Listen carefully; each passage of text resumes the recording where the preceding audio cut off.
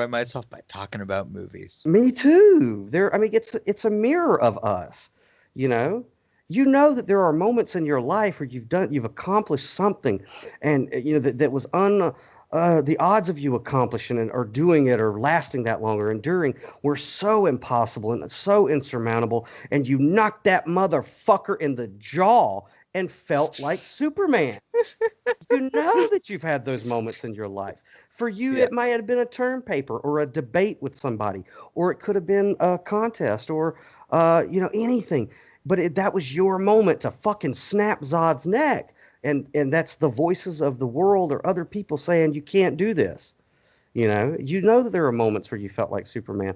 And so that movie speaks to you, and if Yeah. you've been around the block a little bit, you've had experienced moments of fucking intense tragedy and sadness and just the dark night of the soul and Superman getting buried in a mountain of skulls, or little Peter Parker underneath an entire warehouse of debris, a scared little kid screaming for help, having to look at him at a reflection of his mask and say and pull from within himself, Spider-Man, come on, Spider-Man, come on, his dual identity, and just push up past all of that weight, all the weight of trauma, just a life filled with just heartache, and he pushes up and comes out of Yeah. that. You know what I'm saying? We see ourselves in these characters, and that's why we fucking love movies, man. So all these Yeah. assholes who are like, "Oh, you're draining your brain and all this other good stuff," it's like, no, dude.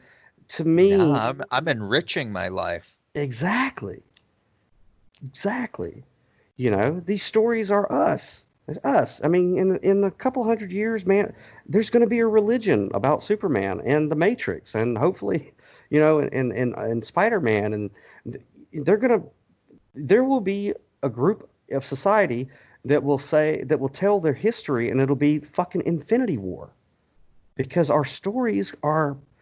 That's what self-perpetuates us on not a genetic level, but a spiritually philosophical level, is the stories we tell each other, you know? And Yeah. you and I live in a time where storytelling is so good right now, you know? Um, I mean, I believe it. I believe that art is coming from the fountain of the human soul. And ultimately, the human soul is one with all. So it's like we're telling ourselves stuff through this art. And it's brilliant if you know what you're looking at. And you could always tell you could tell the ones who are kind of fucking up the vibe and fucking up the furtherance of the human species, because they typically operate in fear. And they're the ones who are like, they got the YouTube channels and the blogs where they're like, we're going to decode this satanic movie. This movie's satanic.